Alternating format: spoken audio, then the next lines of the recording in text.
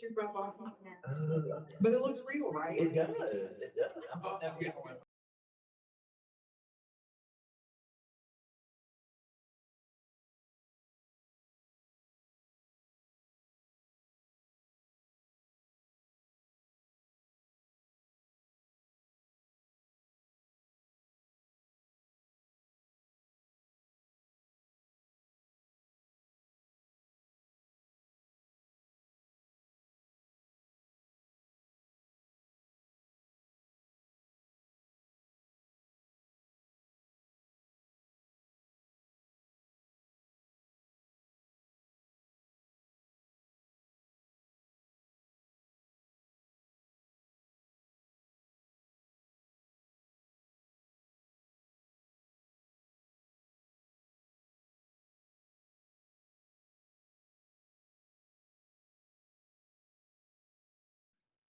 I'm gonna see you later.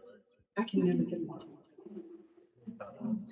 Don't think it's gonna say someone, okay.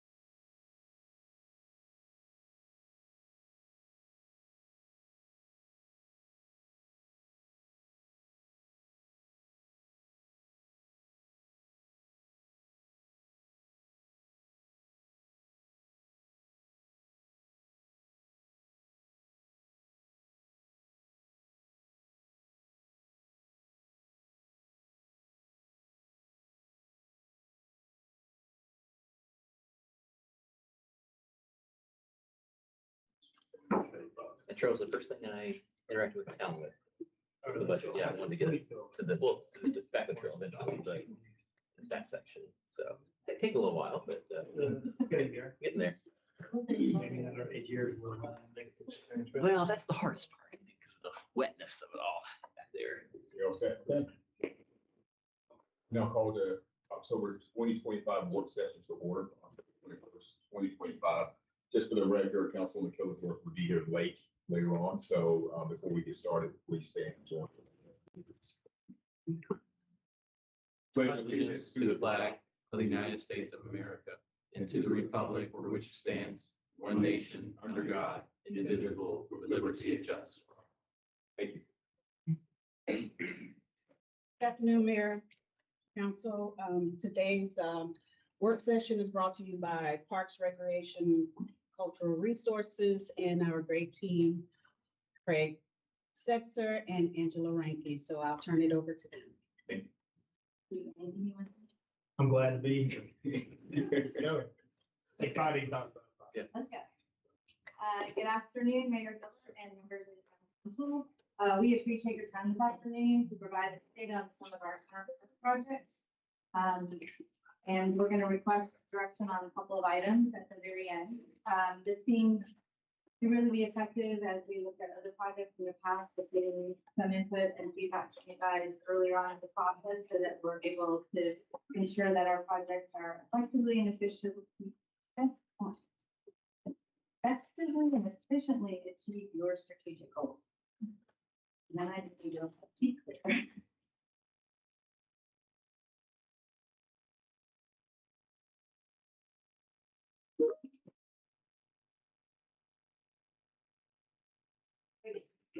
All right, first up is this little gem, West Street Park.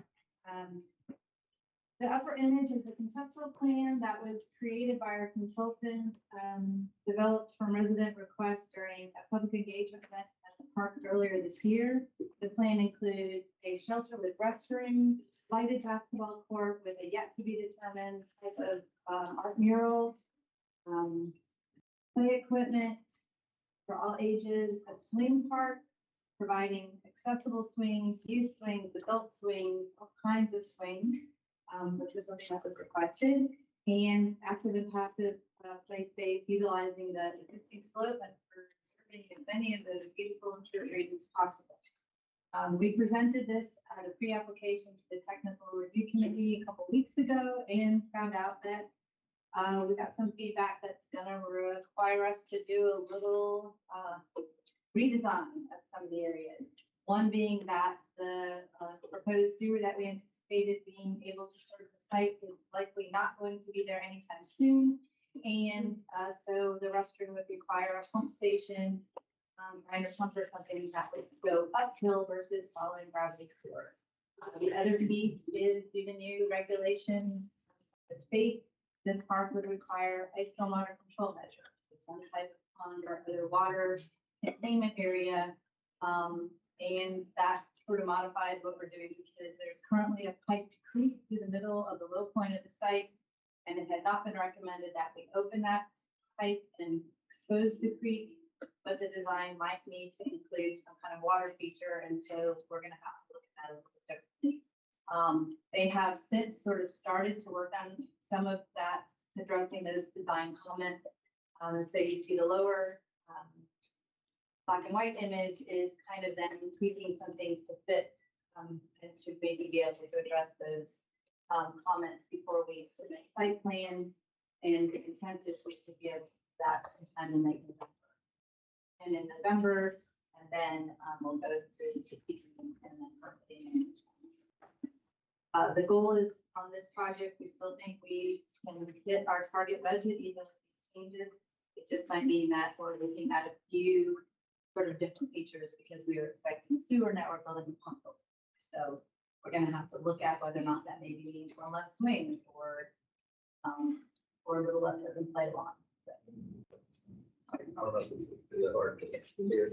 Yeah, it's so the little four things on the right hand side are, that's stormwater control then? Those are nature play areas in the Oh. woods. It's more the dark, there's a creek area that you can sort of see coming out of the bottom of the circle. Okay. And so we might end up having to take the open play lawn and make it more of a water feature with a walkway around it. So they're working on that. We'll go back to our water resources team, a preliminary concept to see if they think we can meet all the requirements. So they're in that process now, but we did address a lot of the other concerns in that new plan. So just, so you know, it's going through that process to get us so that. Where would the pump station go? Probably close to the restroom structure. Bottom middle restroom, I think, something in the restroom, it looks like there's something lit up. Yeah, there's the shelter with like 5 picnic tables, and then that's the restroom structure. We're investigating all alternatives. I mean, I don't know that we even asked yet, but there, like a recycling restroom. Not ideal, but you know, that would preliminary get us through until sewer came or some other alternatives. So we're still trying to assess it all. We don't want to give up any features or amenities to meet those requirements, but that's kind of where we're sitting in that plan review process. How far off is Seward? Is it like a couple extra years or just indeterminate? Like It was, you know, it was part of a bigger project in this neighborhood, right? Right. Okay, so It's a much longer corridor, and we're sort of at the top end of it. So water resource, Davis Johnson, resources. come up so the mic can get you, please. Just right there, yeah.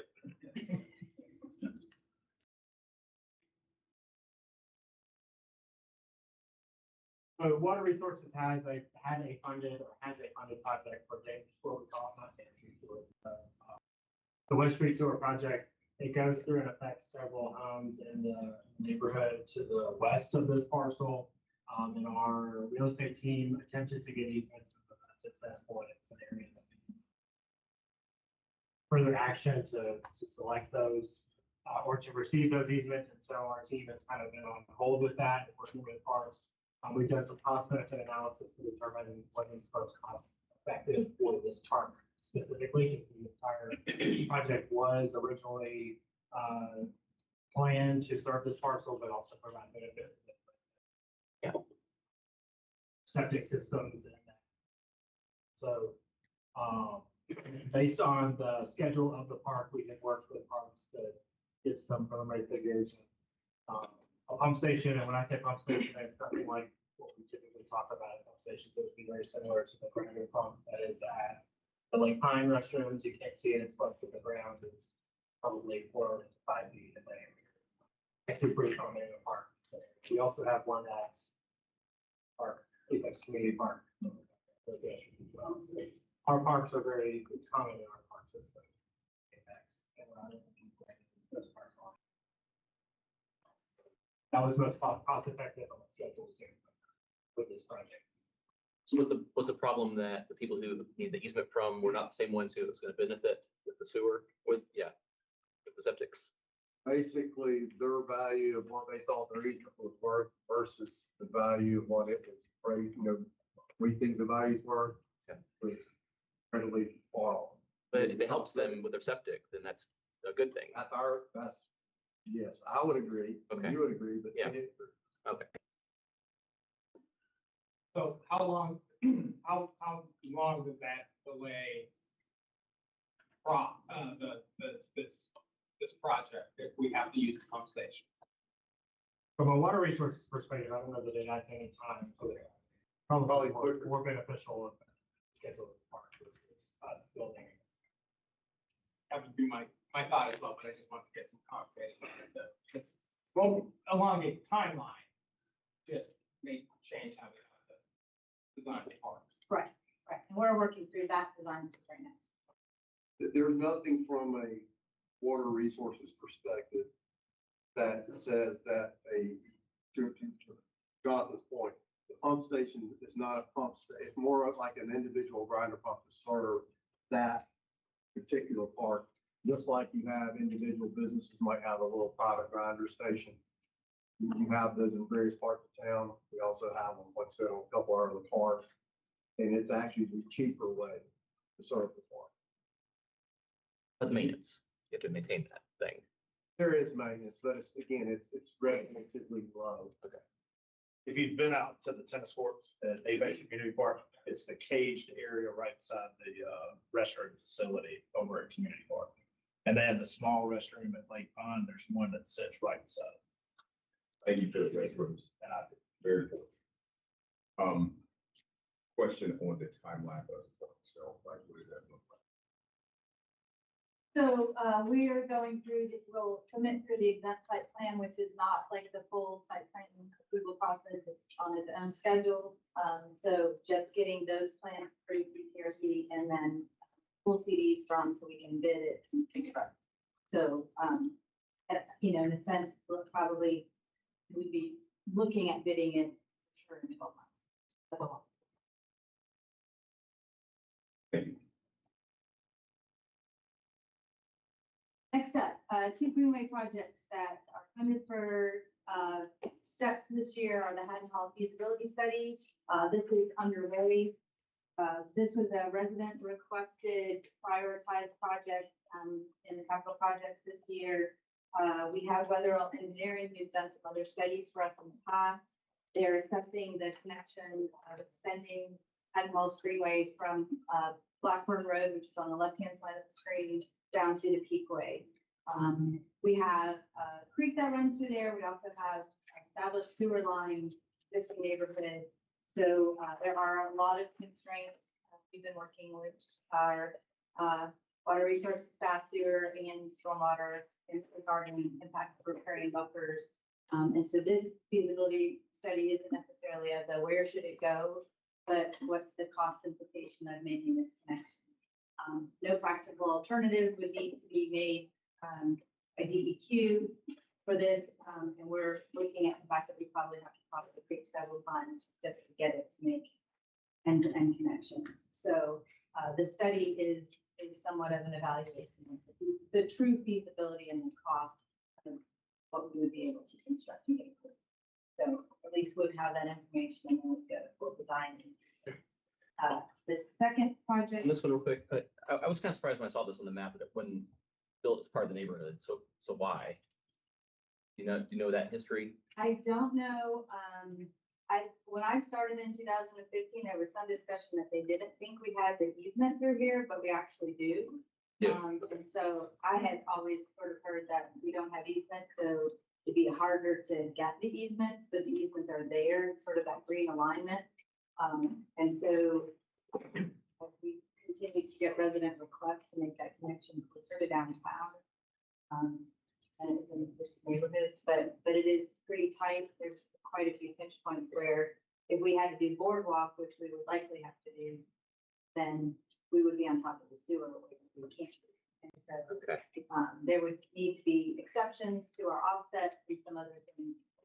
Really, until we get in and get surveyed and understand the connectivity, and what extra we get from making that connection, then we'll be able to evaluate against the estimated cost of it. If we won't go full design, we'll get, real on the ground information and then be able to make an assessment of the reality of viability of that. But we're doing the study so that we don't go too far Yeah. before we make a decision. Okay. The second project is, we're waiting on a contract. We were awarded $200,000 in the Brick Trail State award this year for design. So a feasibility study was already completed on this section in previous years. And so now we're trying to implement that in the design plans. This will require acquisition of greenway easement because the area that we have the easement is not constructible. And that's what the study found for us. So we'll be going south of the creek versus on the north side for a majority of this. And that means that we'll be working with a private property business owner and 2 HOAs to acquire easement based on the line. We'll do public engagement as a part of this. We're just waiting for the Great Trail State contract to come to us so that we can then contract with our design engineer. One more on the first one, sorry. This one, the first one again, the challenge is gonna be, it's really just, it's not connecting other greenways except for in that neighborhood. And it's gonna be very expensive. And I was wondering if they want to rise above maybe the threshold we need, is there any policy we have about cost sharing with an HOA, let's say? We have not done that. in very, very early years, like in the nineties, neighborhoods who had greenways that were not paved, worked with the town to provide them like some cost sharing in getting those paved. That might have been the case with the original Carter Town Hall. Okay. This does extend, if you go to the existing section, there is an extension of that that's not Yeah. built that would go to the back of commercial along 55. Okay. So in a sense, it does provide potentially connection all the way to Beaver Creek Commons or the reverse in the Yeah. future, if it were all built. So, Okay. you know, that's why we're doing the study and to see the area served. You know, some of it was discussion about access to schools that, you know, private schools and public schools that people can get to closer on the greenway versus sidewalks. So Okay. we're trying to understand the full impact. That would be in this. Okay. Well, my guess is that we might need a policy for that, because this is gonna be millions, and for one neighborhood, it's gonna be a tough one, I think, to score high enough. And if there is some kind of skin in the game from that neighborhood, that might help. I think it might happen more likely that way. So if there is a policy that can be developed or it does it off the books that we have previously, I think it might be helpful in this case. I'm skeptical that an HOA would be able to contribute meaningful amount of money. Yes, having been on an HOA board, that's much Yeah. larger than this one. Yeah, I know it's a big neighborhood, but it's just, There's skin in the game in the sense of, you know, but to actually meaningfully change the dynamics of the project, like, they're not. no, it'd be more like 20% or something that's small. It's one neighborhood here. I mean, every other greenway we have is connecting multiple neighborhoods for the most part, and there are sidewalks here. I'm not saying wrong. Okay. I'm just trying to say, yes, I think the expectation you have here may be a little high. I don't think Maybe, we- yeah. So I think the important thing for us is to, one, you know, if we find an alignment, is the HOA being willing to figure out how to get the space that we need, that the residents who are adjacent to it are on board. So getting their support and potentially if we look for grants, that they're part of helping us, you know, and writing it and supporting it and outreach to get support for it. So Okay. I think there's ways to engage them, maybe not exactly as through financial commitment, but in other ways. Supporting for quick easement acquisition. Yeah, right. Cheap easement acquisition. And I mean, although it's still kind of going through one neighborhood, I think the larger connectivity aspect is still there. So I'm not viewing this as simply a hat and paw benefit.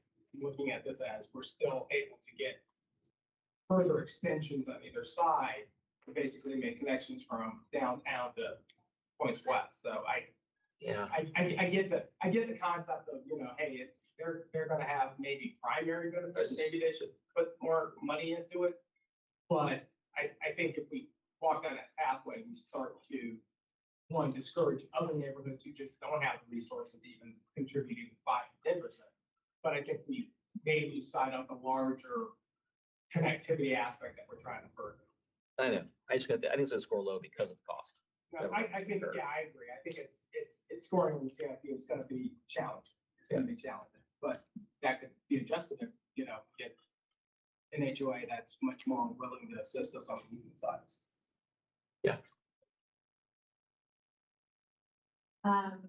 So you guys provided direction earlier in the year for the project scope, and so we now have Withers Ravenel under contract, and they're starting to work on the final phase of this project. Daniel Edwards, who's our senior capital projects manager, is leading this with us as Parks and Rec as a stakeholder, and we're providing programming, space, equipment, and operational needs to the design team through Daniel. And they're supposed to be starting the update of the set plans this fall. It includes the 4 baseball, softball fields, with one having a 400-foot outfield. And then we have the field house with concessions, storage building, the 200+ person shelter, large open play lawn, and the cross-country course coming as part of that package. Design development and CDs will follow starting sometime in September of 2026. And if we were able to achieve full funding and it was available, the earliest construction date would probably be fall of 2025. Just to keep you on where we are in that schedule. The next, similar to Pleasant Park, you saw this earlier and made some decisions for us regarding the Environmental Education Center. We're proceeding with the 1-story building. The Gensler plans start the schematic designs this fall. Design development, PD will follow starting in the summer of 2026. This project is also being led by Dave Edwards. And so again, we're stakeholders providing the information needed for staffing, space programming needs. To get into the design of the building site. And so if full funding is available at the time that we can be available to start earliest construction again is probably the July of 2020. That concludes the update on our active project. And then we have many others that are getting started. I think you make the pleasant part. Can you walk me through that timeline again? So they're starting the updates to the site plan like this fall. And then design development and CDs would be summer of 2026. And construction at the earliest if we had full funding, 2027. Why is there a year delay between CDs and construction? We'll be starting to get the CD in summer 20. Working on the site plan update first through summer of 26. So this fall, winter, spring, we'll be doing site plan updates. Then CD submitted, getting all the final permitting, building permits, go to bid in the late summer, late spring, early summer to start construction. It's a timeline to get the CD and the permitting.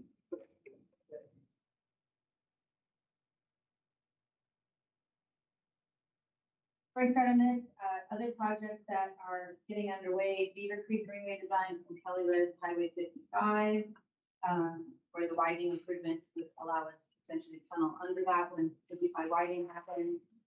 The other is Beaver Creek to the western edge of the nature parks. Now that we've made it to the nature park, we're going to start designing the western property line. Middle Creek Greenway, we opened a great section this weekend, and the developer has built a large section north of that. But we'll go from Jesse Drive through the industrial area up to 1010 Road, which will then provide for when the widening of 1010 and the bridge across US 1 happens, we'll have a side path onto Center Street into downtown Apex. And then we've already got a section that heads towards Regency Park and Cocoa Loop Amphitheater. And so our next project will be to work at that point to connect between the two. So Middle Creek moving forward in that way. We're doing a land dedication fee study that parallels our recreation programming study that we've already seen. And we're renovating the community park, basically front playground and the kids town. We've got consultants selected for both of those. We'll start doing public outreach probably in winter and then we'll design.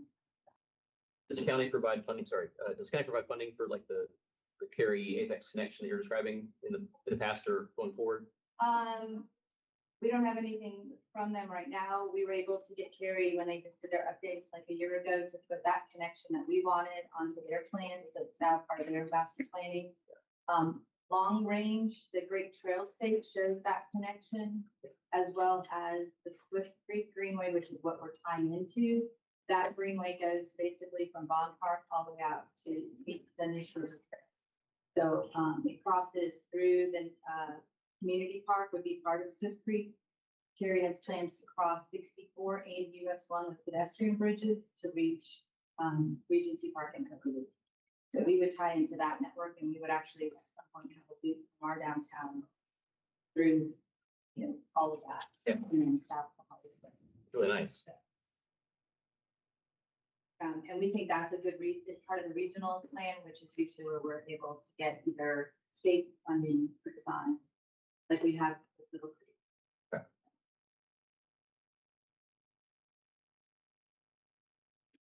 All right, Hunter Creek Bike Track. This is our first project request for direction. Trackside Bike Park at Hunter Street is being developed by Nature Trails through a design build contract. It's located on 1.5 acres at the northern edge of Hunter Street Park. The team at Nature Park has educated us on the many types of bicycle facilities that are possible to implement our vision of a bicycle focused facility that is as well as loved and as well used as a skate park. This project is being proposed to have a pump track and mountain bike skills course suitable for all ages and to include elements to fit a variety of skill levels. We hosted an input station at the Apex Night Out, as well as hosted a drop-in at the park on the Saturday of Oktoberfest, where we gathered people who were walking to and from, as well as those who were visiting the park for sports at the skate park or just at the dog park. So we captured non-bicycle advocates to get their input about what it might take to get them to come and try and use it. We also have a survey that is online. This QR code up there live. In one day, we had results yesterday, which I have available and you have in front of you, but in one day we had 20 more survey responses. So even this is like 20 people less than we had yesterday. So it's a very active community, and all of the responses include ones that are from people who don't ride bikes and don't use our bike facilities. So people are going out to the survey, even if they, aren't necessarily focused on this being a project. It's something that they've at least taken the time to give some responses. We're also virtually hosting a stakeholder focus group in October and early November. So these are people who have either in the past expressed the interest or have a special focus of being a part of a bike club or a team, do off-road biking in other parts of the country and state, but who are local to us and want to have, or we feel like they would be really good in providing information about what we're proposing.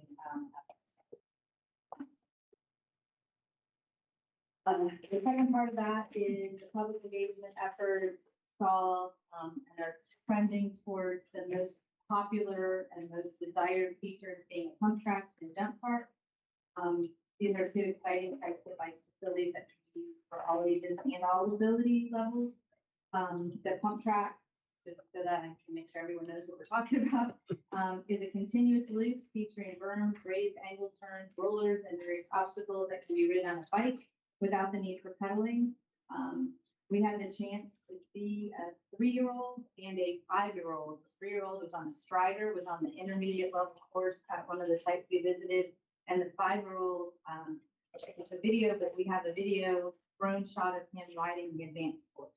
So I kind of thought it had to be more advanced to be on there, but it's just how you use the pump track. And so you can get all ages out there, and it's interesting, just like the skate park, to watch the older, more advanced people able to showcase the younger people how to navigate, or they tell them, follow me and I'll show you a good line to follow. So I think that's a good feature. And then pump tracks are suitable for all skill levels, including complete beginners and seasoned pros. You just kind of decide which line and how high you go up on the hill, and whether you jump or you roll over. So that's kind of what a pump track does. A jump park is a specialized area designed for mountain bikers to practice and improve jump skills. These parks often feature a variety of obstacles, including tabletops, gaps in their route, skinnies, all kinds of other features, so that they're more challenging. But again, you can create those so that there's different lines that you travel on. One can be a beginner and one can be the same area. So those are the two most requested items. The other thing we have put out there is, based on what we've seen and heard, is the concept of going from or using asphalt or using dirt. And staff's original proposal on our capital project request was for this to be an entirely dirt facility. We have visited some communities that are close to us, like Carborough, where they built in 2020 the pump track or the dirt track that you see sort of on the top right. When that happened, it was really well used, and by 4 years later, kind of all the edges were softened. They weren't maintaining it as often or as they needed. They had some concerns about erosion, so they went back in and paved it. We talked to some of their council members who were involved in the conversion, and we talked to our water resources staff to learn more about what we could do in the site related to pavement and water and stormwater and the pond that's out there. And so one of the things that we're trying to evaluate is there a valid reason to consider looking at paving this site. So leading to that are sort of our requests for direction. The first is the bike track surface. With this new type of facility, as we learn about the design and similar to the skate park, we have identified 3 options to request direction, understanding that this guides our final design and impact cost of the project. We are currently contracted with a design build contract for $299,000. Nature Trail says that they can build us what we need and what we're asking for with that amount of money. But there is also the idea that if we change surface material, we may lose some features at where we stand with our cost for the project. So we haven't designed it yet. We don't know. We have some opportunities to provide additional materials to potentially fundraise and do naming rights. So some other ways that if a design went forward that was above our anticipated cost, that we might be able to make up some of that with some other strategies.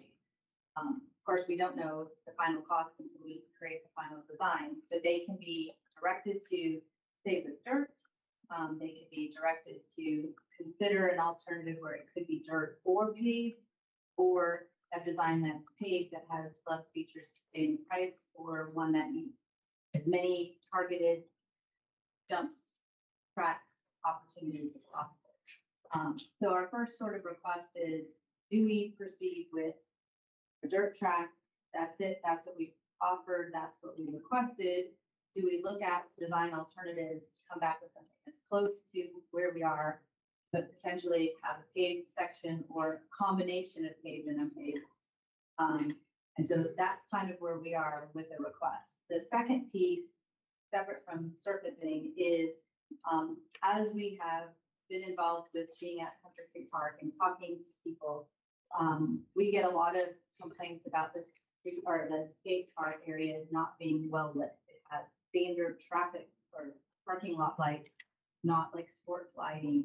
And so there are sometimes in the later hours when it's being used, people have requested additional light. We've also had requests for lighting along the pathway that wraps around the back for safety and security.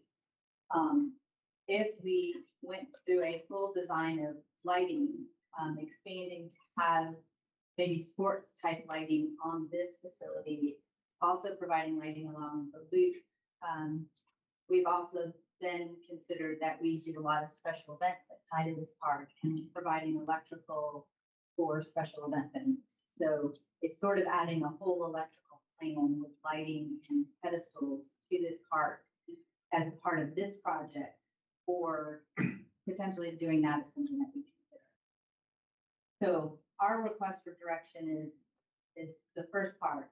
Is there any interest in us either 100% staying with our original plan of a dirt site, or considering alternatives, but using our best efforts to target that contracted price, but using alternatives to lower any additional cost that pavement would provide or require us. Can you share a little bit of the conversation that you had with the Caldwell Town Council? Because when we were at Touch Truck, I was sitting there going, I like dirt, I really like dirt. And you're like, yeah, let me tell you about what Caldwell said. And I was like, I might be swayed. So can you give us a little bit more of the So, yeah, conversation? So the first thing is, dirt tracks require maintenance. And if it is heavily used, which we are hoping It will and be. anticipating, Yeah. the greater use, the more that those surfaces wear down. And so they have to be rebuilt up. And so then there's that part, like constant maintenance.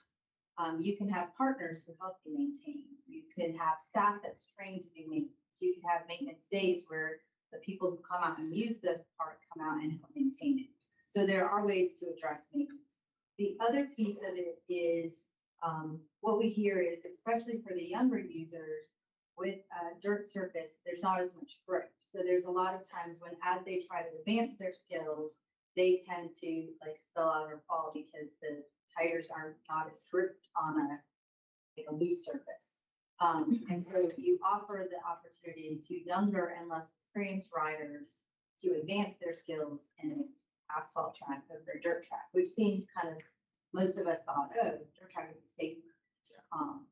But in fact, it's sort of the reverse. Okay. Is what they presented to us. And then the other piece of it is maintenance.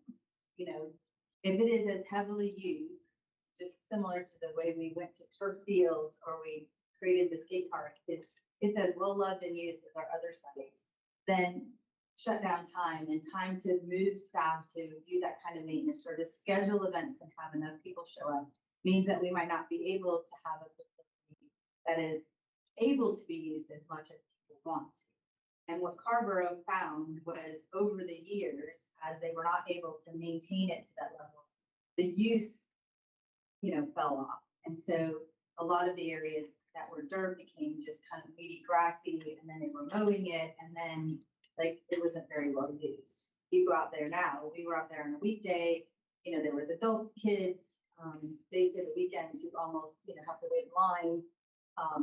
And so theirs is similar to what we have in that it's open all the time. They have some lighting, but not intended to be like 24 hours, but they don't necessarily close that park or close off that use. So it can be used by anyone. So their thought is they get the most use out of it and the highest quality use out of it by paving it, and their maintenance has gone down. They did a program, which is something we could look at when they were doing road resurfacing, they moved that material and used that to pave it. We just haven't had any time to investigate whether or not that's something we could do. We did save a tremendous amount of like boards and logs and things from our boardwalk construction of our 2 greenways, and that's been stockpiled to help build other pieces. So we might have cost savings in our design already by being able to, instead of having to build a dirt mound and bring dirt in, they might be able to build a retaining wall with logs that we have and ramp onto that. And so that would be cost saving. So we've been trying to be proactive in that. We just don't know until they design it and they evaluate what we have available, what we might be able to do without really putting out any extra. So without the design, right, so kind of like, as we know today, if we were to pave it, what would, just ballpark be the incremental cost that we'd be looking at? So right now, we're talking about $300,000. Like if we were to pave it without any savings, we'd already be staring at it. And depending on how much, because we don't know if we would pave the whole track because of we were putting 2 types of facilities together. We paved the pump track, that may be $30,000 to $40,000. If we paved the whole site and did as much as they did on straight, I double that. But again, one of the things we talked to our design team about is we were looking at and considering this option is now we have stormwater. So if we build an impervious surface, now we have to address stormwater in a way that we didn't. And so there could be ways that we may not want to pay all of it, but we could go to like a boardwalk ramp or structure in the middle of a design in some of the features to allow the water to go into the ground. So I don't know that we're really looking at a full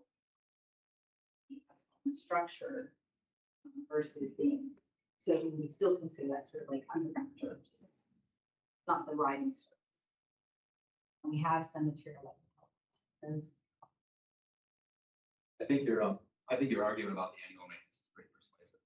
Like, we want this amenity to go in disrepair and then unused. I know that, stacking costs are a big thing, so I'm sure it. I know we don't have exact numbers on it. Without the numbers, you can assume that the extra cost of the pavement will be offset by maintenance savings over the years and longevity. Makes sense. Do you think there'd be any pushback from the users? I'm not like guy who used this, but I'm wondering if do you think the community might be upset about one versus the other, or they're fans of either design? Well, we get some feedback that, there's some that should want, because when they go elsewhere to ride, like in the mountains or the weekend, or travel out west to ride, they're riding in that surface. But we don't have the kind of hills and the kind of that.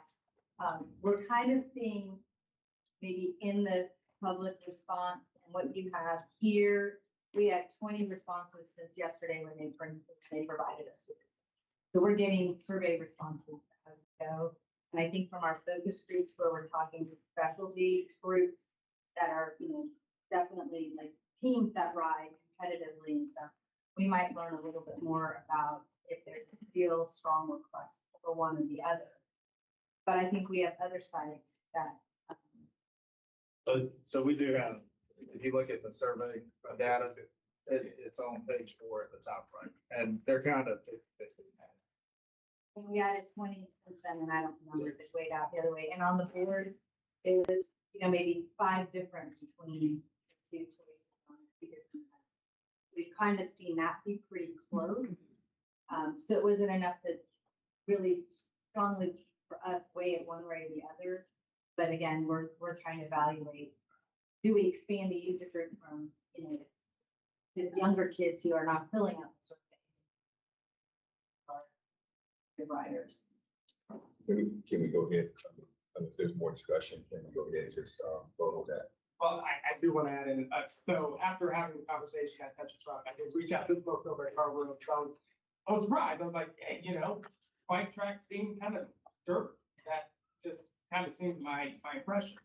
And the parts that they walked me through were, one, the maintenance aspect was something that as a council, they fully didn't grasp. It's not an annual sort of thing. It's almost you've got to plan on that at least 3 times a year in order to maintain its efficiency so that's not dangerous and people don't use it, which was something I hadn't considered at all. The other part that I did ask them, I was like, do you see a diminution in use now that it's, that you guys have decided to change services? And they hadn't seen any real diminution in use. They'd seen a change in the demographic in use, which is much more skewed towards kind of the younger bike rider, which I think they feel was a good thing. But to be very candid, I was surprised that they were like, nope, if we had to do it all over again, we'd go asphalt first off. And that's what I thought that was a very valuable lesson learned. And theirs is just a contract, so they don't have the trainings that which we still are working on. And that's why I said it might not be the entire site, it would be pieces of it, but the pump track is the critical piece, I think, of the way that it's. I think it sounds more interesting to have it a design that includes multiple types of materials to ride on, like, pavement, concrete, all type stuff. Do you all want, do you all want to see a final version of the survey? But still, it's still active. Okay. More I'm seeing, I think partial phase is just the way to go, right? I like the idea of having multiple services, right? So having the jumps being different service than the contract, right? Because the maintenance, I think, is gonna do us in. So I'd rather kind of head it up at the time. Any other comments on it? Yeah, to me, it makes sense to do paving as much as possible and then alternate some of the alternative uses like we were talking about. Makes it interesting. But yeah, it seems like just dirt is probably not the way to go based on the conversations that I've had with other people. So. I think going back to when you come back with it, the cost, you said the option of kind of what we did with the skate park, but having like community engagement. Right. Right. We want to control the cost. That's our number one goal. But if we're like at a point of you could have, and what they talk about is the thrill value. If it's flat and it's inexpensive and there's no thrill value, how often is it used? Then as you increase the thrill value, does that mean it's taller, bigger, and is that increase? That's your cost. We're going to be working side by side and saying, what is the impact to us and what are our alternatives to do that? Because of course they're going to build it. So we're not bidding it after they design it. They have to be able to build whatever they design in the contract, the cost. And so at the point where they're finalizing that design, they would be saying, we can or cannot do it at this, and this would be what we need. And then we'll be able to make those decisions. But we'll present that option. Okay. We got that. So B is what we're referring, okay. Lighting and electric. 100%. Well, can you talk about a little, Actually, can I, for details, a little clarification, because you were talking about lighting of the bike track, but then extending that throughout the whole park with the whole pathway and pedestals, or were we just talking about a little bike track section? Because So- it sounded much bigger when you were describing. So I think we've had requests and have been considering how we can safely light the trail. Because people use, and if we put a feature at this end and we have a feature at this end that are open 24 hours a day, then lighting that back track would make sense for safety. And I would think designing for an electrical engineer, and if we have to do, because, for lighting alone, we might need to bring in another transformer depending on the lighting.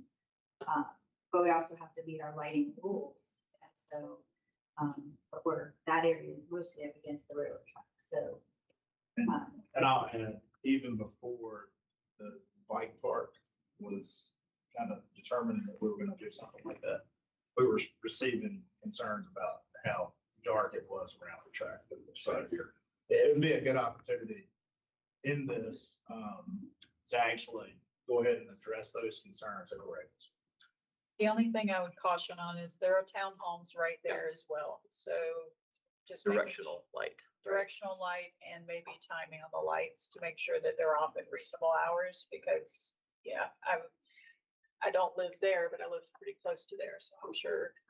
And shrubbery or a fence, that's the plans on the backside by the tracks? so we have a 50-foot buffer that's supposed to be undisturbed as a condition of our rezoning. Okay, So between the back of the bike track and the railroad tracks. 50 feet. foot Oh, okay. Undisturbed, so it has existing trees and it does berm up a little bit. Okay. We also have a 10-foot buffer on the north side, which is along the self-storage. Yeah. And we have a street front buffer. And our goal is to work this design around the existing trees that are in the middle of the site, that are worth saving. There's some quality trees in that mix, and we have a tree survey, so we know that they can try to incorporate around. So, And I'll add, in sports venue lighting, just in general terms, is such a high quality of light compared to what we currently have at the skate plaza. And we have received concerns over time. We've added a light or two and it's gotten better. But the question is whether or not do we want to invest in sports venue lighting like we have at ball fields, the LED lights that we have there, which the visual of that is a lot different with LED lights than the old school hydrogen lamps that we have. The light just flows out. You can direct that light a lot more. And talking about your concern about the townhomes, I think that would be really beneficial to have that type of lighting than the halogens. Everything just kind of being lit up more so than it needs to be. And pedestals will be the lights at the very front by the road. It wouldn't be all the lights, so right? pedestals are like electric outlet boxes. Oh, it's not That the can light be post. used Okay. for That's festivals, like, we have 4th of July out there. Are there ways that we could utilize the space between the bike park and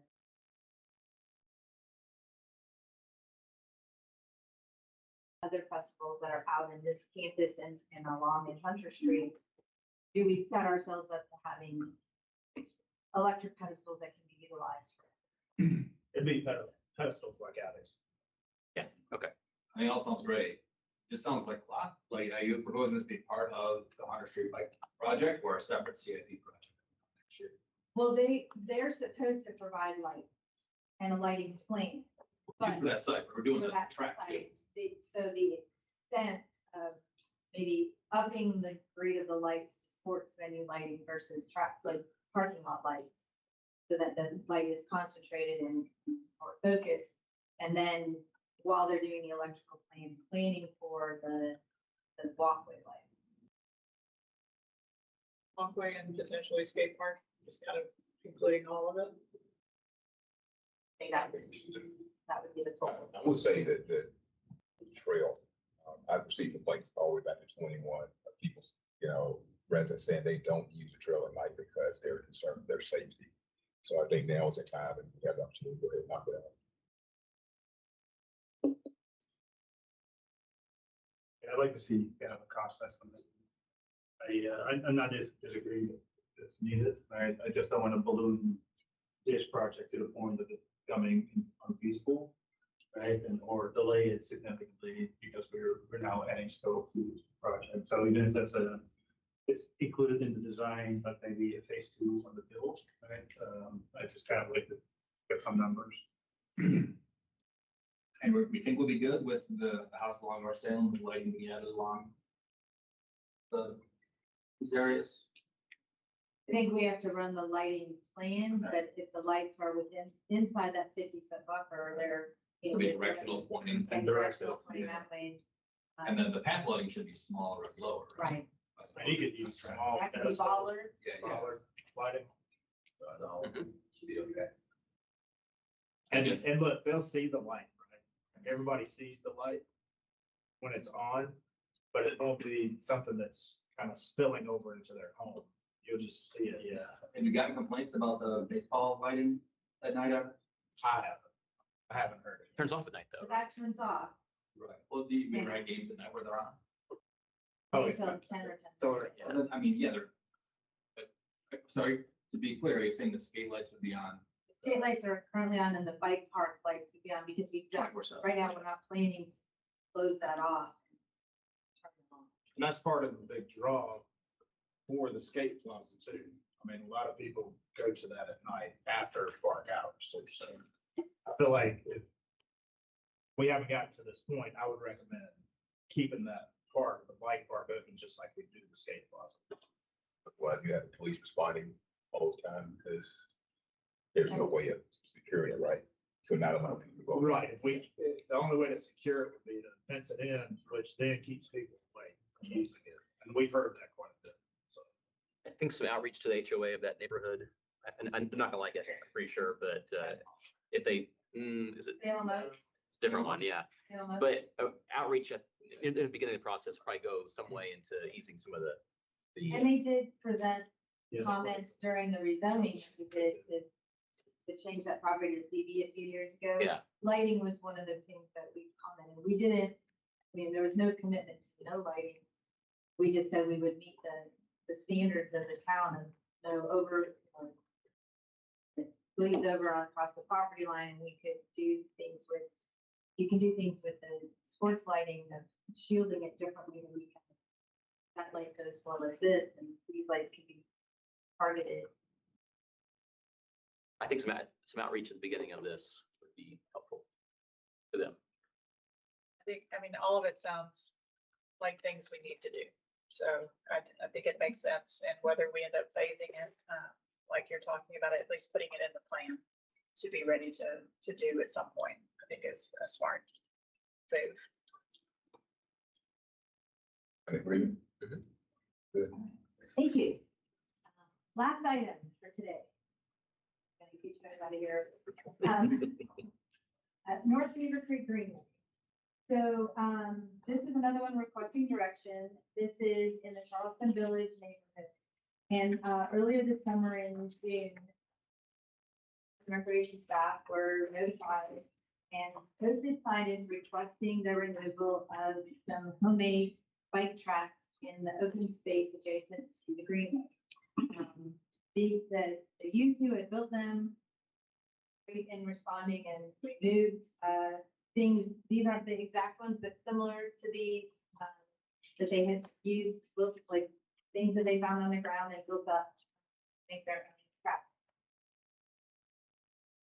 They came to the August 12th town council meeting and in public comment presented to you, handed out a flyer that had some information from them, requesting to be able to develop or build their bike track in the open space down adjacent to the trail within.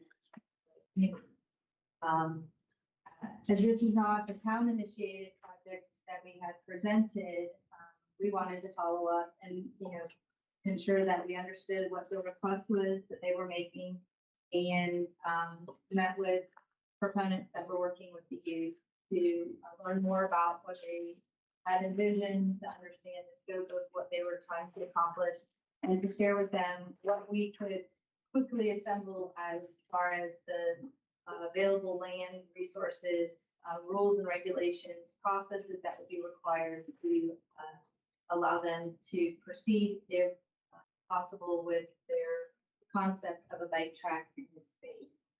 Angela, Yeah. before we get into the details about what might come next, is I was wondering like about the town's rules related to like on the Greenway where I jog, there are kids playing in Beaver Creek all the time. They walk around the sewer easements that are kind of throughout there. And is it the fact that there were structures built was the problem? Because playing in this area, I would imagine is not illegal, or maybe it is everywhere, but they'll just do it. Playing and not just, technically not disturbing riparian or creek areas. Walking into the woods, is not against. rules. Okay, but if you disturb or build structures, that's where Structures, the rules are. probably even in the different zones of that, like the outer 30 feet, you can do things that you can't do in the next 20 feet in towards. Okay, And so some of it was that maybe the part of it was a proximity, that they were within a zone that we're not supposed to. but the zone thing is not known by the kids though. Right, right. So, So okay. what we were trying to do is find out, obviously we were notified, so our response is, you're in this space, you built something, we don't do that for them. The second part is, they came to you guys and said, here's what we'd like to do. But there was sort of no next step, so it's on public property adjacent to a greenway, so Parks and Rec said, okay, well, what do you want to do here? And let us understand that. And then here's what we know about what would be required. We have to have a site plan. We have to know where the creek bank is, where the riparian zones are.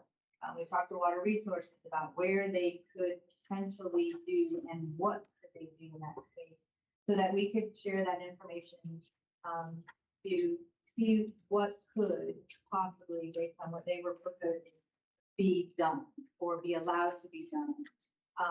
And of course, there's a whole nother set of that. It's a public space with public access. So in a sense, if you allowed it, then anyone could publicly come and visit it. And so, there's some thoughts about, well, so whose bike track is it? And how can who maintains it? And who's liable if somebody gets injured? And who's building it?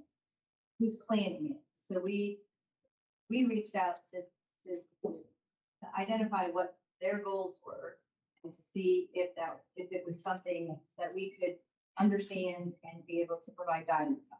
Okay, and presumably the town doesn't build structures besides maybe greenways in these areas because they're in the floodplains and they would get damaged by a big flood, usually. Essentially. Okay. And it's, all that depends on where it is in the riparian zone. Okay, thank you.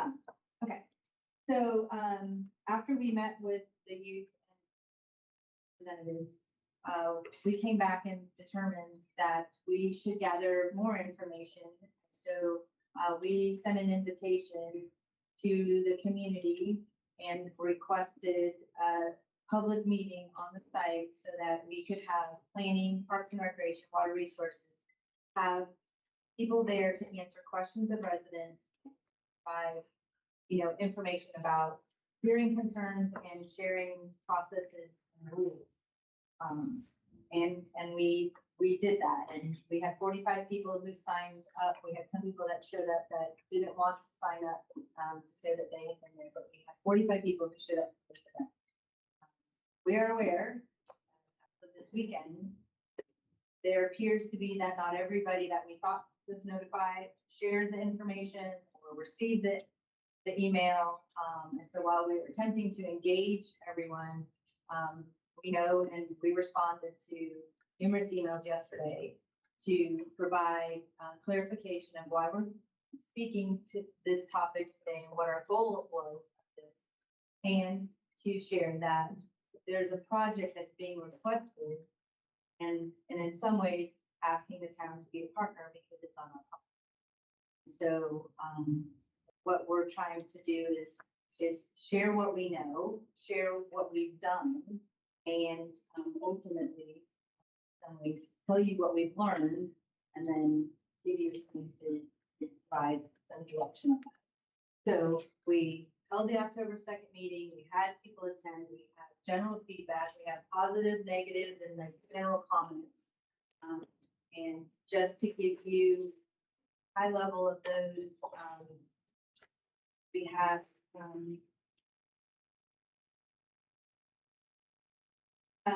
so then in a second, what we've been trying to do is information share. So we've got what we know as the steps that would be required for a project, if it were to be determined to be one, would have to go through exempt site plan approval, and we, planning would weigh in about the parking needs, and water resources would need to know where the survey is, all the existing trees and the stream bank, and determine wetlands to be delineated. And so there's a lot of engineering and design work that we do.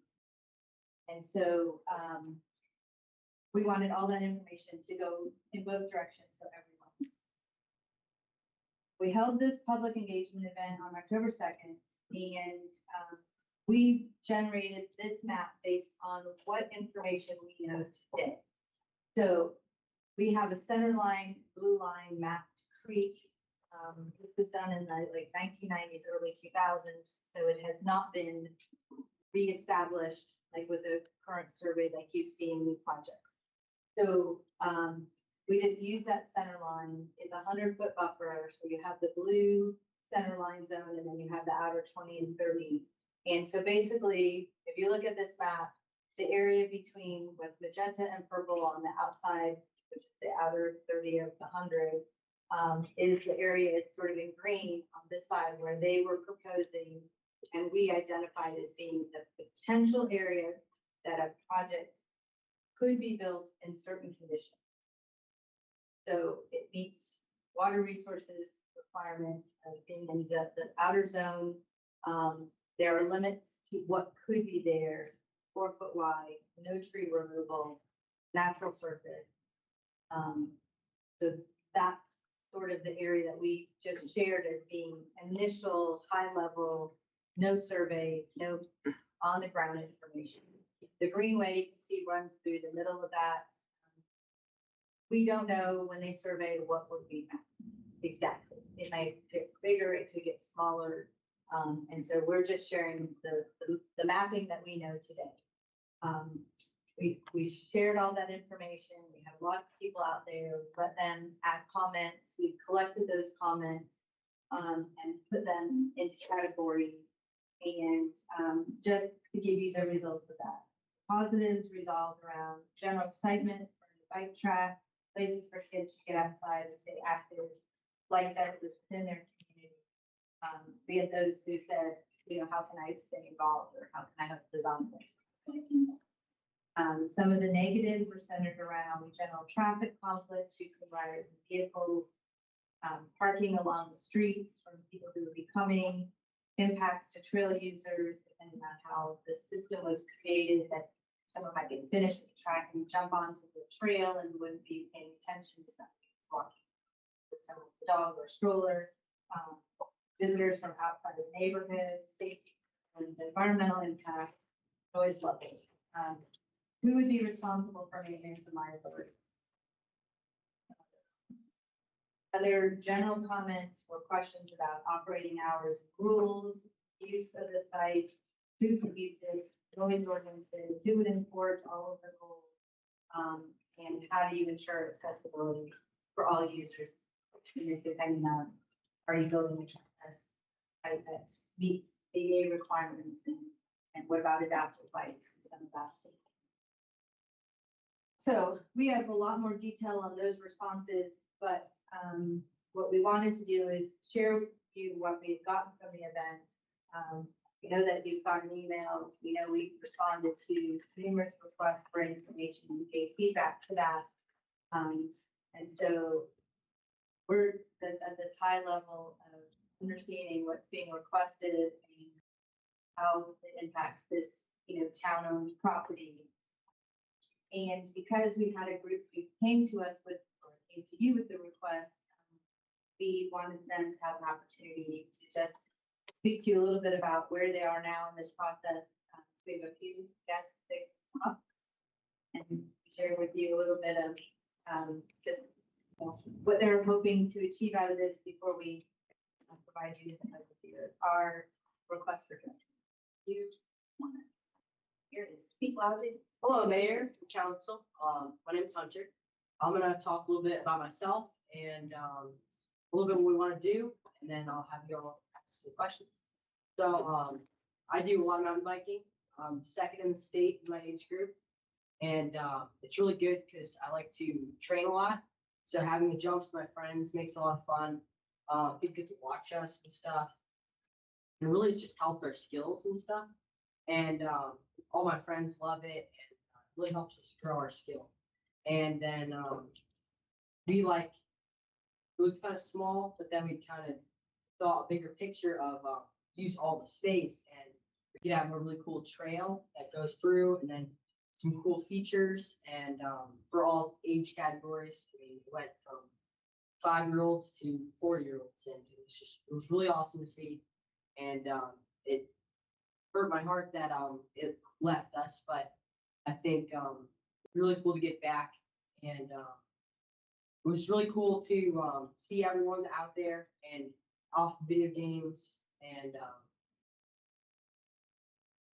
really cool to see everybody riding, getting a new skill out. I mean, a lot of them have other sports they play. I've got a lot to join the mountain bike team and everything, and I think it's just really cool that they get to be outside. Thank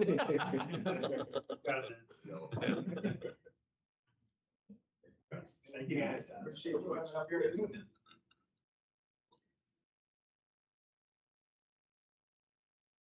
All right, so while we're here, request for direction.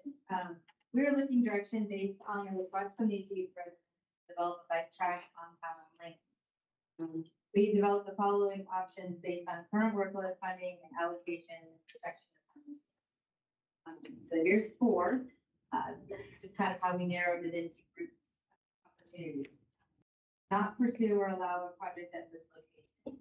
This would address concerns raised about development and riparian buffers and the desire to keep use of this area in Charleston Village to the residents of the neighborhood only, and not only like a bike track that so that no bike track would be allowed. The second is some kind of private-public partnership. The details of this would need to be determined. We have to have in the legal department and the project development by the youths and the groups that they have engaged with, and like partners such as the Triangle Off-Road Cycling Committee and town support for processes for planning. Details on cost, materials, maintenance, etc. would need to be determined, and could possibly investigate the opportunity of, if there was a strong desire that this area be only available to the residents, how could that land possibly be maybe deeded back to them, similar to their use of their pool space and playground? We don't know that process, but this is one of those neighborhoods where rather than dedicating an easement for the Greenway, they provided all of the space. So is there a potential to mitigate something with the property to address some of the concerns of the? Angela, have we ever done that before, where we've given back land that was town-owned to the HOA or whoever like that? Or sold back, I guess? I have not been involved with it. I haven't either. We've given up easements, but I don't think we've actually tried. Because we don't do this anymore. Now it's an easement, the land is still the HOA. Yeah, I'm not Current familiar developments. with this one currently, but what I will say is in the past, it's been limited to utility easements that are no longer needed, that have been abandoned by the town. And again, maybe we could abandon an easement if it was considered to be surplus. So there are some steps that would have to go through in order to abandon the In easement. that scenario would then put the decision on the HOA instead of the town, right? I mean, high level, we just are looking at if one way to mitigate. I mean, they offered sort of the memorandum of understanding, that it would be their responsibility. We don't know, there's many mechanisms that might allow it to not be in the town hands to be managed. I don't think we should get whipped on. Do an HOA? I think we should do the reform, like, the other way. Andrew, I got a We question. require it, so. Unless I'm we, being told that this is fee simple land, it's not an It's not, easement. It was, So, it was deeded to the town. so then there would be a larger process to go through. It would not be an abandonment. it would be a, It would be, it would essentially have to be a sale of Right. land, because we cannot give away public land. yes, but no one's gonna bid on something that they can't build on. Except for that neighborhood for a dollar. Or, but we would maintain the greenway easement. The greenway would still be the town greenway in this scenario. We wouldn't lose that. Right? If you sell land, you can reserve easements. Okay. Because already is a greenway built on that piece of land. Okay. And there's many other mechanisms that could be, we're high level, like, if it's not a town project and it's a private project, but it's on public land, what would that look like? If the recommendation was private project on public land, what are those options? I mean, you just kind of thrown out many, maybe could be possible, but it would take a lot of input to determine what that would. Yes, too, also the green, the map, the green area looks too small. If that's the reality of the green area, right, to do much, to my eye. Within Especially that, the north side. like 26 on one side, 44 feet on the other, narrowed down to 40 feet. And there's a 4-foot wide track. That's not what they, so under one provision, they can do more with a no practical alternative, which would be a whole nother process. They calculate. Okay, so presumably on one side of the greenway, you can do with a little loop thing in the biggest part of that green. Okay, Andrew, is there an example of a project like this in another town? Thing like that research to see how successful it's been or issues? We could check. I don't know of any in our neighboring communities, but we can talk to people. They have. Similar to this with the Greenway. You're right. So I'll just, the third option is whether just depending on the total impact of the cost of capital projects request in the future funding year or a budget request for this to be a town project. And work it through with all of our other prioritized projects and see where it landed and whether it was funded. And then the last option is if it's a project that is really high on a priority list, is to create it as a new project this year, reallocate resources and funds, the budget amendment to make it happen. Now, I'm saying all that as if it needs funding. As we know it right now, the youth and their folks have not asked for funding. They believe they can do a project without funding. We just don't know to the extent of all of the survey and the plan requirements, engineering, wetland delineation, stream bank survey, tree survey, that cost may be more than, the idea of being able to have people help build a trail. So to get through our planning process, to get permitting, to get all of those things, there's, in some thoughts of staff that there might need to be, or could be assistance requirements. I mean, don't know their status, but we've kind of looked at it, but they might not know even all the amount of those items would be if possible to get stuff.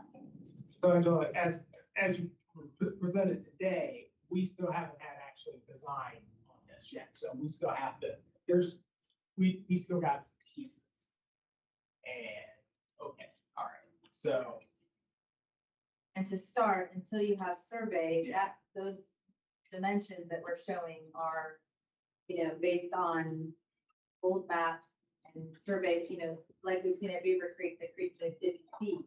So where that center line of the creek is totally closed, but I mean, we're at 17 feet, it may actually only be 5 feet out of that area, or it could be 30 feet, we just don't, until a survey would be done. Of course, the trail has to meet, but no trees can be removed, so we have to have a tree survey to know how the plan addresses the existing trees here. This is really a lot of preliminary yeah, work we're still just to get a feel for what, if anything, we need to do moving forward. And I will also say too, I've got quite a lot of pushback from the community on this.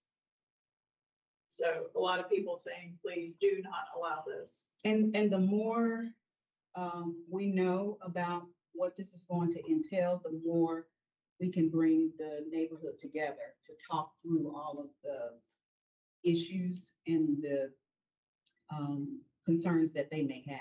Because once again, we've had a lot of people oppose it, but we have not brought everybody back together again since October 2nd. Right. So. What happens with the meeting? Like, we got a lot of, I mean, you saw the emails. Right. Like, So- something happened, did it not communicate to a certain set of people, or did people just not see it, not know what it meant? So what happened, we sent it to the HOA Board of Directors. And when we sent that, it sounds like it got caught up in space, the meeting invite. And it didn't send out to the individual directors. My understanding is it was just caught up in space. The people emailed us was the director. I'm on the Yeah, board. that's what my understanding is, that it was just caught in space. But I checked with IT. It definitely was sent to them. We tracked it all the way to the point where it said it was sent, but we can't see at the point whether or not when they opened it up or didn't. So we didn't see that. We sent it to RS Spencer, which is the management group, Andrea Thorne. So I've got the tracking for that. It was sent to her as well. So the information didn't get out to the entirety of the neighborhood. And that's what happened. Because what we did was everybody who had contacted us, whether for or against, we ensured that all of those people received the invite. So at the end of the day, it just didn't get spread out to everybody else from either the board or our Spencer. And it's like I said, or we put in the email, I mean, it could have gotten caught in space. And that's my understanding of what happened. So. Sounds to me like there needs to be bigger community engagement here, before anything else. I mean, two stakeholders specifically that I'm concerned about, in addition, of course, people who love private bikes, love to see this. Trail users in the area, it just has a high possibility of disturbing their usage of it. Looking at the map there, I mean, they're gonna be close together. So if that's actively used, that might hurt the experience of people using the existing greenway. And specifically to survey the property owners behind them, like they bought a home that on the map had a greenway behind them. And they may have paid extra to get that lot next to the greenway. And if that greenway now has a bike track on it, that could be, they could potentially have some thoughts that they should recognize as a stakeholder in this. Here are my thoughts on this, and I think this is a project that has some very real value to it. But as I'm looking at the course of action here, I have concerns about moving this on as a budget amendment, because we've had a lot of projects on CIP that have been waiting to move forward. I mean, Western Park is one that I know I've been fighting to get it higher and higher on the priority list for the last 3 years. The Justice Heights Bridge, something I've been pushing, and it's finally getting closer to the top of the CIP list. And I would hate to see those projects become stagnant as we start to move forward. Not to say that this is a project of value, but I don't think it should jump ahead of the items that are currently within the CIP. So my inclination would be because of the amount of design work, the need for public engagement, there's a lot of questions that have to be answered. I mean, everything from access to how it's gonna compete with the bike park over on Hunter Street. There's a lot of questions that have to be answered, but I think it's worthy of us at least digging into those questions. So I don't know whether, I think probably putting it as an item on our CIP for us to start to figure out how to best budget prioritize it. Because I don't know how much it's gonna cost, and I suspect you guys don't know how much it's gonna cost for design and things like that, but I suspect that cost of design and then cost of some of the other amenities that are gonna take place there, because I can foresee us having the problem of what we have with most of our parks, which is when people are using them, they want to use them at night. Now we're putting in more amenities, lighting, et cetera, et cetera, et cetera. And I would feel much more comfortable greenlighting this with a lot more information in terms of the costs that we're gonna need to absorb into it. Because I think it's a worthwhile project. I don't think it's a public-private project, primarily because its location within one particular community, I think, may lead to a feeling like it's exclusive. I tend to feel like public parks should feel as public as possible and have as much accessibility as possible. And that leads to my next concern, which is, and this was something that we saw in these emails, and I got a phone call about this just this morning, traffic and parking. How, do we have a plan? Where are people gonna park to do this? And my only answer was, oh no, we don't even know what the project is. We don't even know what the design side is. We don't know, what's happening yet. So I think it's a little premature to get angry about parking at this stage because we just don't know where it's gonna be. But I think it's worthy of the conversation. And if I had my brothers, I would say, let's throw it on our CIP list and let us figure out where it's gonna fight in the rest of the projects that are out there. Because I think it's a good project. And these boys got up here and talked to a bunch of strangers, and that's a big deal, and I think, it's a good indicator for us to be able to take ideas directly from the community, like with Westbury Park and things of that nature. I think it's a good idea for those to come directly to you guys and be able to ferret those out. But I would say that as we start to go down this process, we need to figure out how much is this going to cost us, what are going to be the neighborhood impacts, and it sounds like you're asking us for direction as to whether or not that's the area that we want to start to go down, as opposed to saying, are we going to just start building? Am I reading this right? Yeah.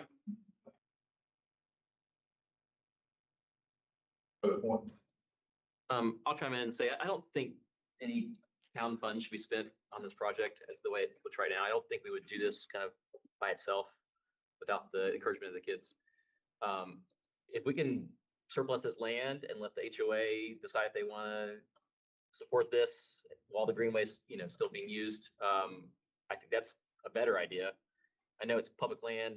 It won't be built upon by anybody if we surplus it, presumably, especially if we put conditions on some sale. I'm not sure how that would work, but that to me is the best course of action currently. Starting a controversial project right now, I just don't really want to myself. I'm concerned about we have 11 miles anyways. Yeah. Right. So if there's an argument made that we need to surplus this chunk because the community wants to build something on it, why not the rest of it? But I'm saying there's a precedent being set there. We're surplusing land that's adjacent to our communities. I think most of it is not town land in the new neighborhoods because we don't do it this way anymore. This is older neighborhood. So I think that's part of it. And obviously I would not want to affect the greenway at all in any of this. Those are super important. I'm definitely not in favor of us relinquishing easements. Not easements, the land. Right, but Retain the easement. But I think preservation value is we do it for land, and we've got people asking about easements. So I don't think it should be a destination thing either. Like in the end, like we're building this bike park. That's the destination. This one should be just this neighborhood using it. The HOA already has common area land. I know. More common area land. Yeah, I don't know why they have that and not this part either. That would make our lives easier if it was. Well, the whole I guess thing. my point is like you seem to be looking for an arrangement where we facilitate the HOA to build it. The HOA already has concrete land, they couldn't build it. They have not. We defer to them. We kind of say, okay, it's your guys, yes or no to it. And if you want to do it, go for it. But we can do that without getting into this land. They have other land available to them. I know, I would like to connect this land with their land and have it, keep the easement for the greenway, and then they can decide they want to do this or not. I'm opposed, I want, our greenway land is for greenways, and it shouldn't be done. The greenway will remain. We put that in the contract. It's just the land around it. We keep the greenway, we keep the 5-foot easement on each side, wherever the greenway easement would have on it. And then we surplus the land, in my head, and presumably the HOA will buy it for $1, and then they can do what they want with it. Maybe Redirect the conversation, just try to help staff out. Are we interested in pursuing this, any more research? Anything like that? I think I'm just, Councilman Gray on this one. I think this is a CFP project, and so it needs to go on the CFP list. We have $325 million worth of other projects on our CFP list. And, you know, I don't like the idea of setting precedent of jumping the queue, so to speak. Right? There's a process for this, and I think we should follow it. I do appreciate the kids coming out again and speaking to work, right? I think it shows character, guys, like this. That's, you know, not easy to stand in front of your town council and then, you know, ask for something that you're passionate about. So I really do appreciate you guys being here. If that's the majority opinion, I guess the question will be, do you want us to, staff spend more time or money researching this? That's the question. I'm gonna say not at this time.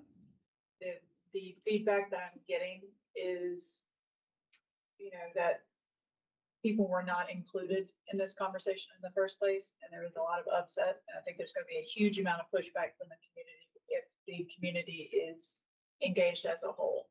I don't think putting money toward this project when we have another bike park coming up is going to be just absolutely amazing, is a worthy resource for our time or energy right now.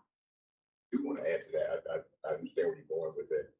I guess my concern is, but we just had a free presentation by you. We don't really, I know we heard it from them in the council meeting, but maybe there's some points that we haven't heard today that would mitigate some of the concerns from the residents. But I do think it is worth bringing everybody back together, as Ms. John talked about, and then we make a decision after that. I think that's why I was saying, I think putting it on the CIP, because then what that would essentially do is then you come back to us and say, here's how much money we need in order to do X. Here's how much money we anticipate just to be able to design. And then we can start to figure out where that's at in the bigger picture process. But at least if it's on the CIP, it gives us the opportunity to start asking questions about how much money it is. But that's probably work to get to the CIP, right? We need some information to put a dollar amount behind it. I'm not in favor of Well, putting it on the CIP. let me actually ask, can it go on the CIP like we're talking about? Is it in for the future without any more work and money spent?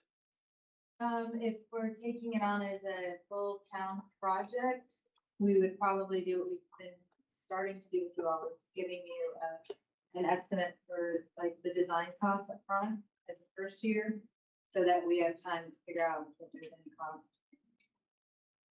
And it would be a little bit of us just reaching out and finding out, like, you know, area for survey. I mean, like making a few phone calls to get estimates of. But you probably have to survey it beforehand, right? I mean, we But can have. that's part of the cost of it. Oh, I thought that would be up The ahead. cost for the survey, the cost for the tree survey, the cost for the delineation, like the planning cost, which is just us evaluating it against current projects and making a few calls to say what would it be. Okay. I still think either way, you have stakeholders. That's what this group is. They're stakeholders in the process of we're moving forward. Like, we're not leaving them behind and taking it on this town project. They would be our partners, even if it was not them leading that, they would still be engaged in the process. So we're not leaving the kids and the community behind and making it better. We would be developing scope of that. Not too many hours. I think there'd be more hours in not having a direction and alleviating comments and concerns without a path than to have a path that's saying, this is what we're doing next, and we're gonna put it here, and we're gonna find out the cost for this, evaluate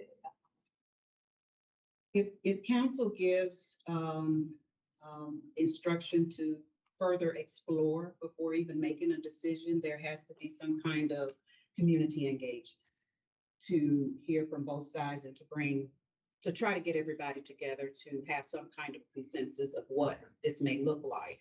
So the only thing I could see is this being some kind of exploration if you don't make a decision to put it on the CIP. And then after we get the numbers, then we can bring everybody out in and say, all right, everybody, here's how much money we're looking at. Do we still want to do this? Is this a go, no go point? And then get to the next go, no go point. But then you also have the data, to your concern, how many people in opposition voting?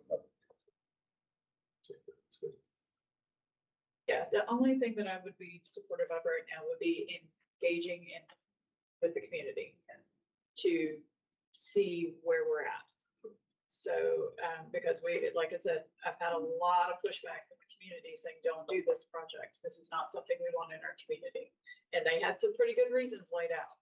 So, I think that it's a good idea to further explore that before putting any money in exploring anything else. So. And I will say, and I totally agree with you, but I will go back to 2013.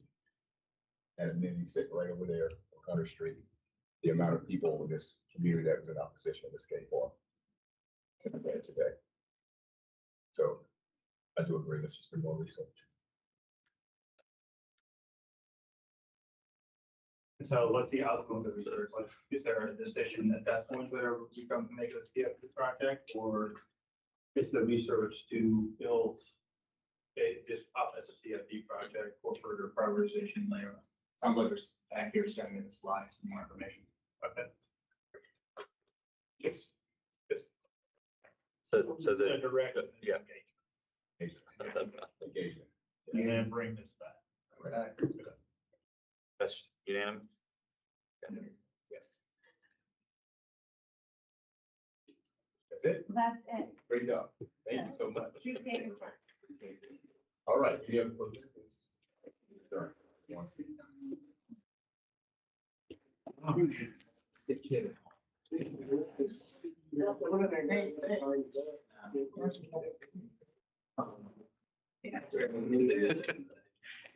Love these, like the controversial ones. Let's just kick it to the next guys.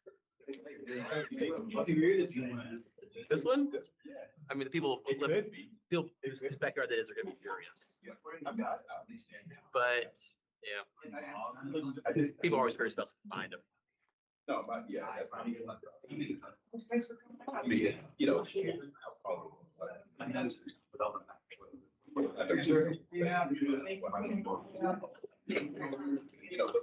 Yeah. People are reflexively kind of against things. There aren't necessarily enough places for kids to play, especially not centralized.